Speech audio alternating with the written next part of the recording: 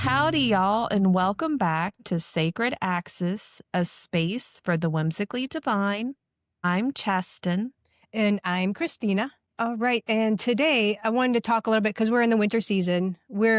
I'm up in the northern hemisphere of this United States, so we get the winter. Do you get winter down there?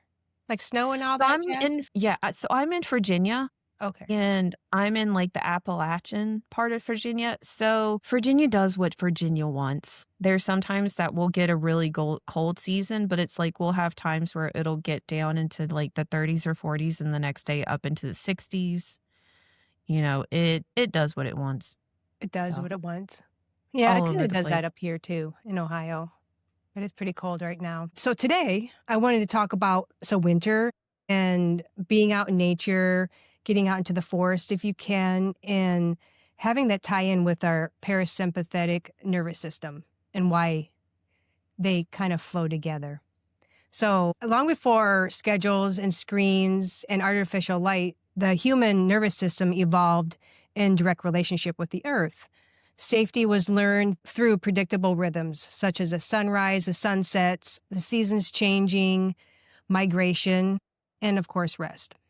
So when we step into nature, our nervous system recognizes something ancient. This recognition alone can start to begin to soften any chronic tensions that we have and any stressors. So just walking out in nature starts that process.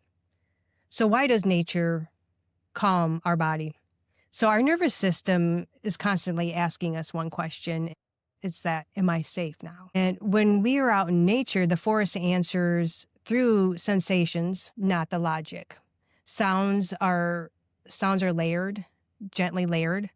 Movement is slow. There is no demand to perform, but simply to be in that environment. And this environment naturally supports the parasympathetic nervous system, the part that's responsible for rest, digestion, and emotional regulation. So if you're not familiar with the parasympathetic nervous system, it's a part of us that knows how to rest. It's a part of us that knows how to heal. It's a part of us that remembers safety. It lives beneath the thought. It lives beneath that urgency and beneath survival. In our nervous system, it has a rhythm, and the parasympathetic side is the exhale. It's often called the rest and digest system, but it is much more than that. It's the system of restoration. It's a system of presence and of connection. So when our parasympathetic nervous system is activated, our body receives a simple, powerful message: you are safe now. And when the body feels safe, it can finally do what it is designed to do. Our heart rate starts to slow, our breath deepens, and our muscles soften. The digestion starts to wake up, our hormones begin to balance, and inflammation quiets. This is a state where healing happens. Emotionally, this is where we feel grounded, less reactive, and more like ourselves. Energetically, this is where intuition gets louder, creativity flows, and connections to ourselves and others return. The challenge is that most of us don't live in that space very often. So our modern life keeps us in that fight, flight, freeze, or fawn response.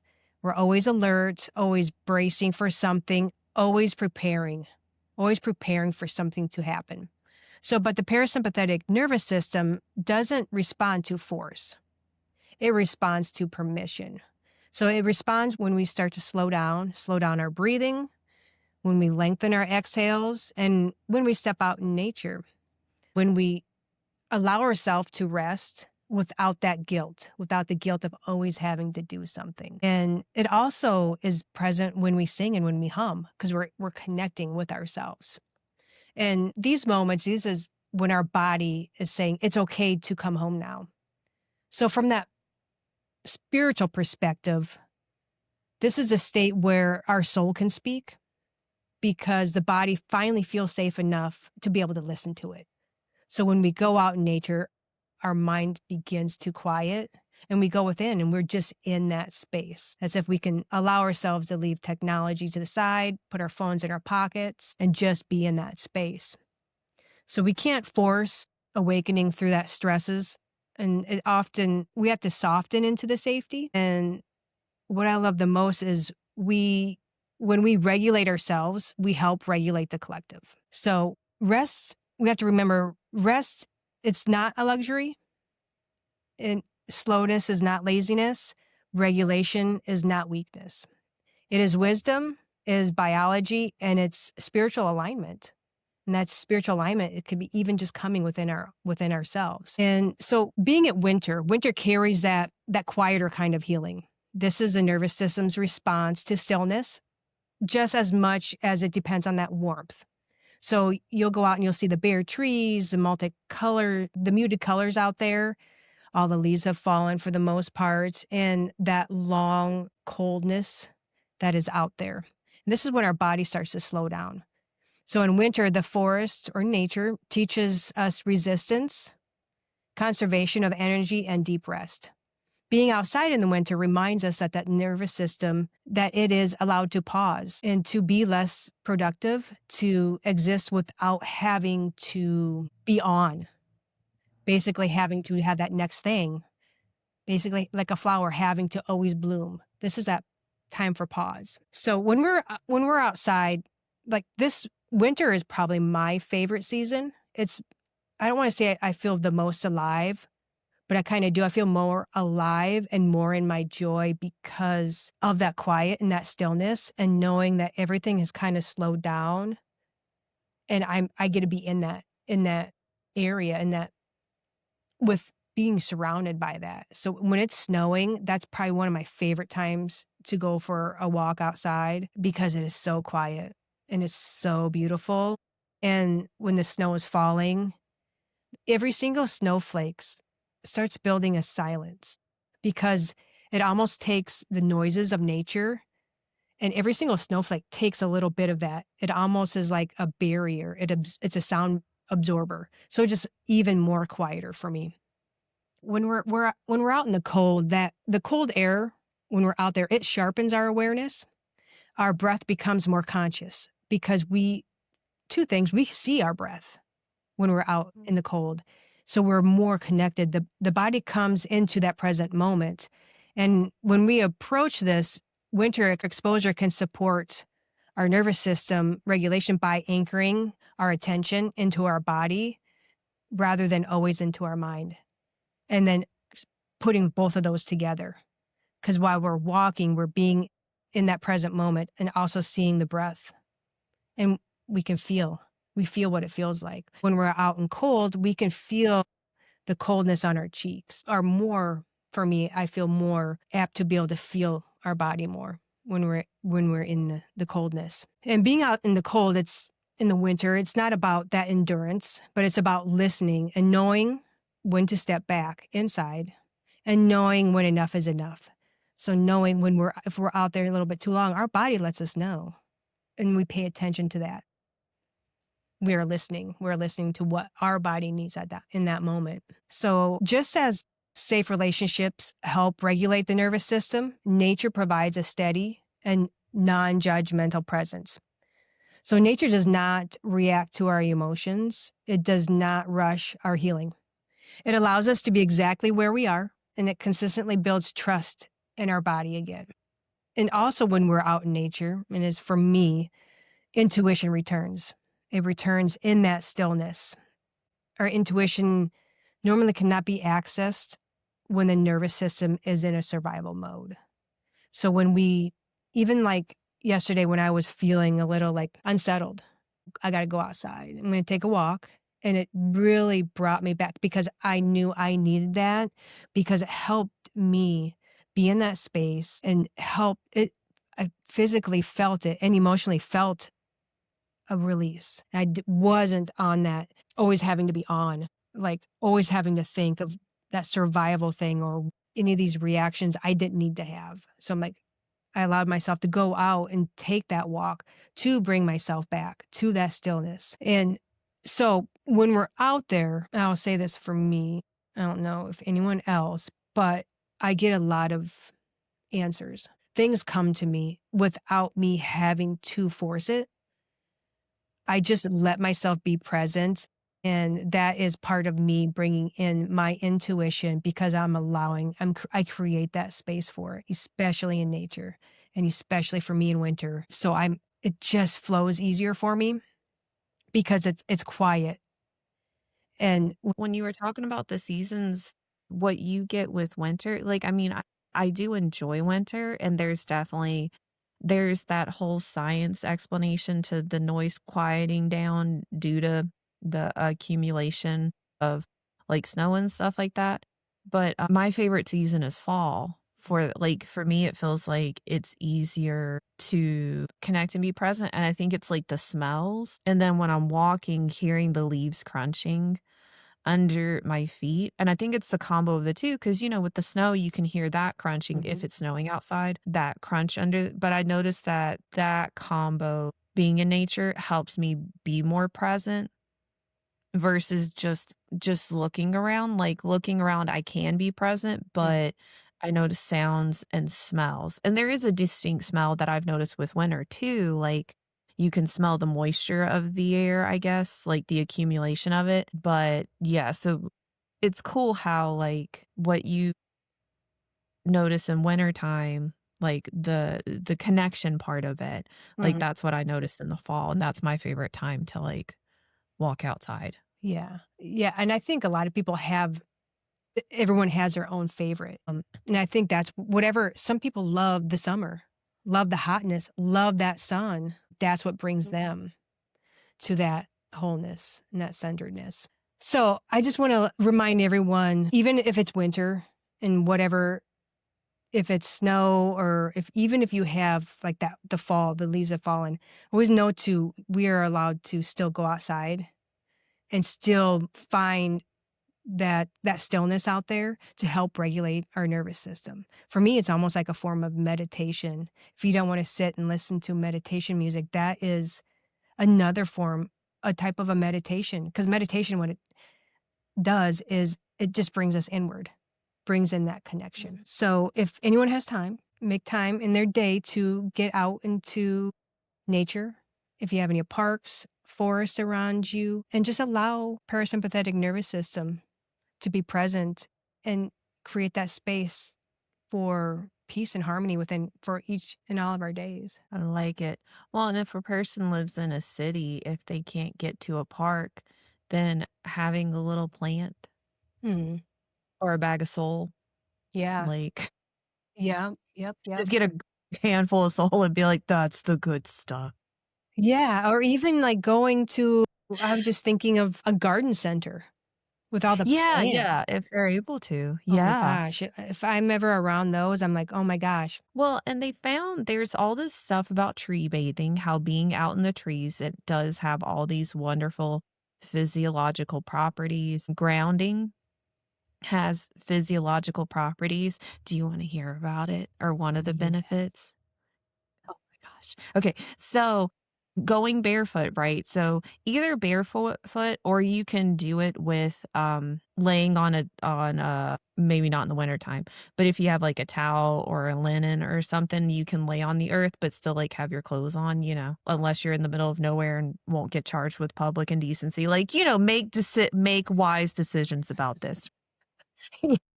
Don't say, "But they said," no, no, no. Did not say.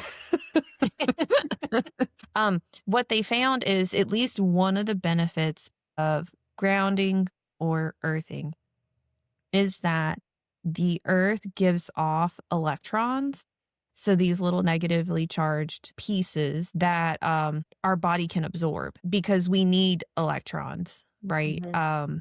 One of the cool things that they found is that with grounding or with earthing, one of the benefits is that our red blood cells will absorb these electrons. And so the outer part of the red blood cell has a negative charge. It's supposed to.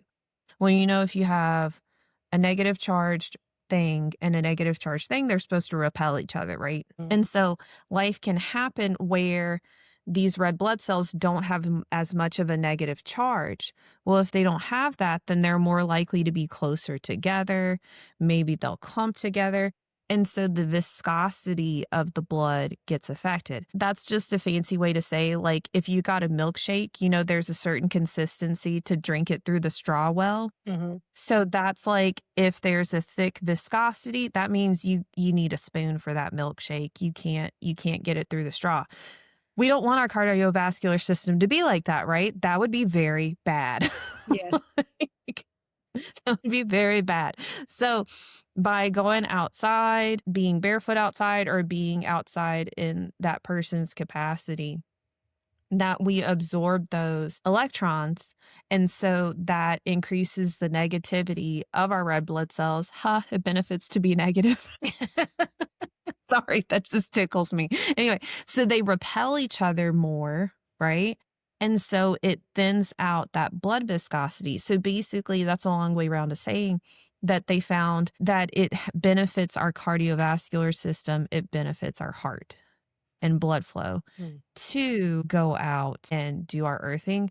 And that's one of those, I don't know if rubbered shoes make a difference or not. I know that from like kind of an electrical standpoint, that rubber It does. isn't like yeah, that it It affects does. it. So I Yeah. don't know if it'll affect the electron aspect of it, but that's one of those, like, even if a person wants to wear socks, I think that would be more than fine. Mhm. If they don't want to be barefoot, or like you were talking, like hands on the ground instead for a little bit. I do know there are some areas that have like parasites or like hookworm can be an issue. So some areas it's not a great idea to go around barefoot.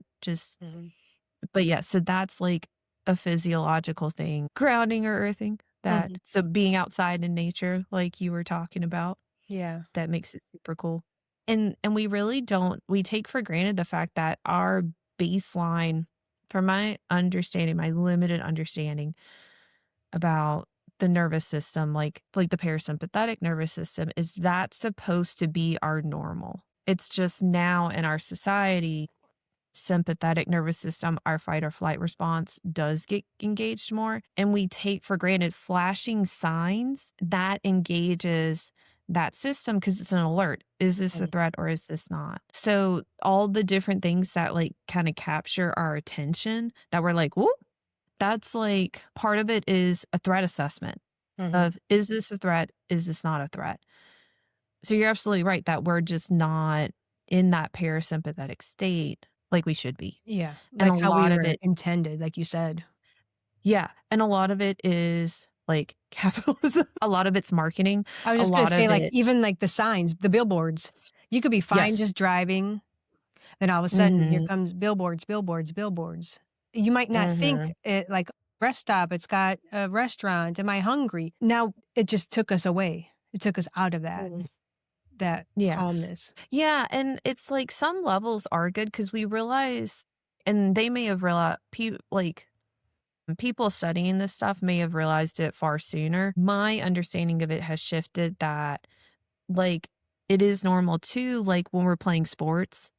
So, like competition, or if we're working out, that both are engaged. Both the parasympathetic and the sympathetic are engaged because, like you were talking about before with the muscles, with the parasympathetic, that they soften. Mhm, Well, with the sympathetic, our skeletal muscles get all that nice blood flow. Well, we need good blood flow to play sports and we need good blood flow to exercise.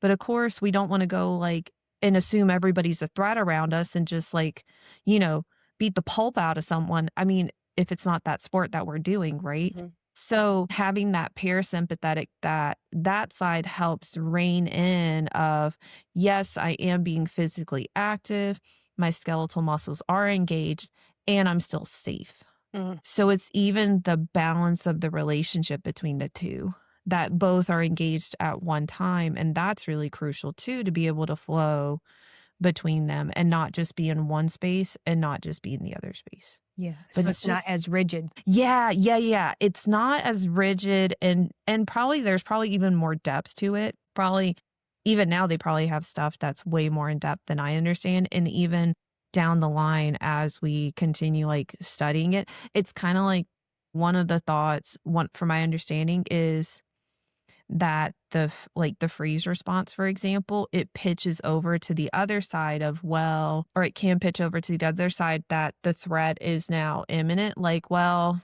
it's the end. So let me just flood my body with endorphins and go out feeling good at least. Mhm.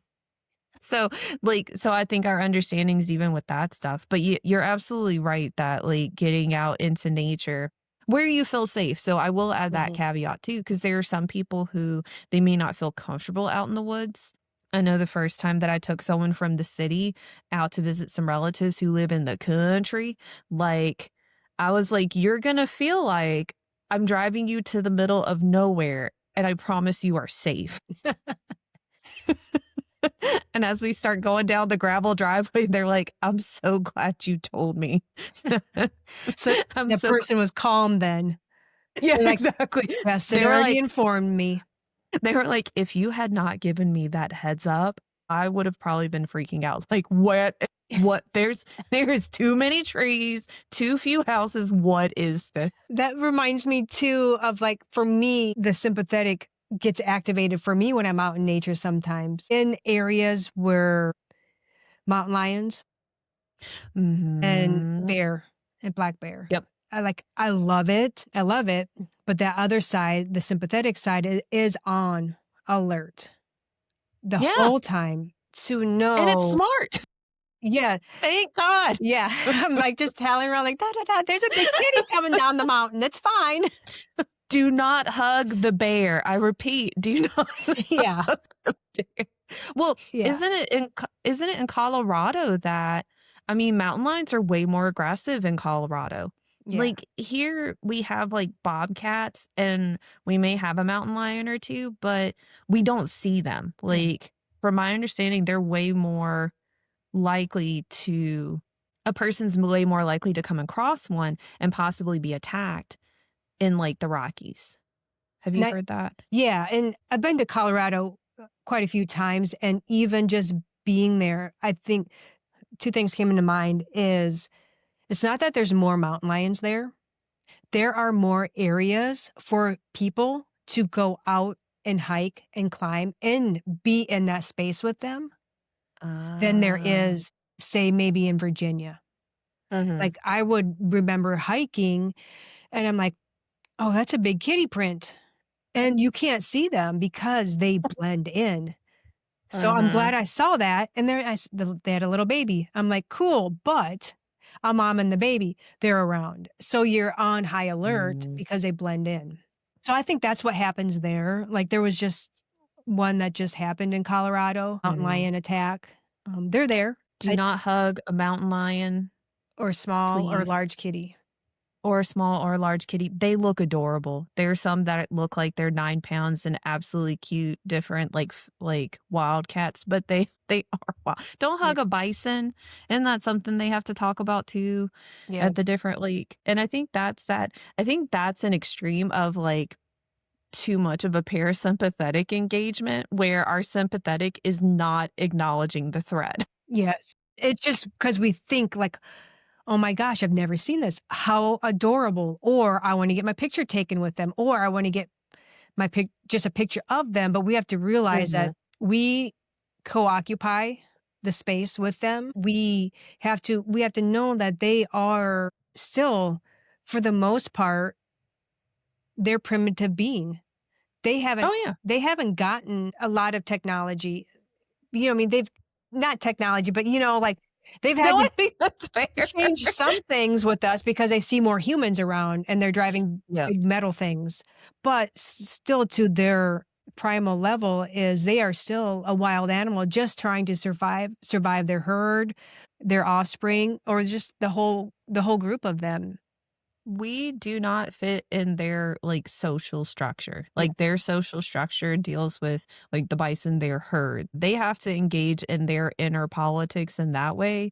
We're just in the way, Yeah. We should depending. observe, like, for me, when I go out, like, I always, no matter, like, what parks I go to, I always know this is their home. Mhm. I will not put myself in a position to invade their area, just like I would Mhm. not want someone to do that to me or something. Yeah. It's just having common decency and respect. Yeah. No one Yeah. owes you a selfie, Yeah, no, I including would animals. yeah, that was their home, and I'm just passing through very quietly and peacefully and leaving nothing behind. Right. So that's for like people who are just like, I cannot go in nature. There are nature things out there. That is totally fair. Mhm. If you're not used to it, I could see it be very daunting. City parks, like botanical gardens, even like dandelions coming through the cracks. Why not? Yep. In the concrete, like, flowers in pots or plants in pots, like, or even that would be an interesting meditation is because at the end of the day, even below any concrete jungle, there's gonna be earth. Mhm. So a person could even play around with connecting deep into the earth, even if they have a city that they don't have the time to walk to a garden or they don't have the time to do that, Mhm. and see what it does and see how they feel and if it feels, Mhm. just as relaxing. Yeah. And even if you're in a city, even just Mhm. touching a tree, that tree Yep. goes right down to the earth. Yep. And also, if you've never been in the woods and you decide to go into the woods, typically, if it's a big, loud sound, not including herds, like I've never heard a herd of bison, I'm sure they are very loud. But if you're just in like typical trail and it sounds obnoxiously loud, chances are it is a squirrel.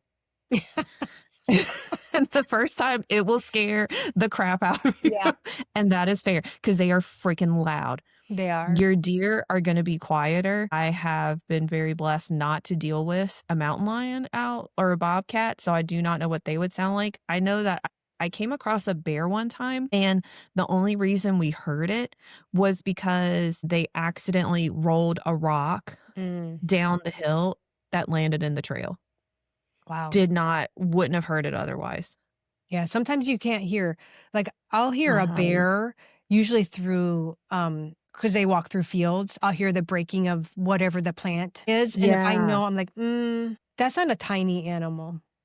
Mhm. Yes. But they're quiet, like, for their size, Yeah. they don't sound as loud as they should. If you've never heard one before, Mhm. they don't sound as loud as they should, and squirrels sound way louder than they should.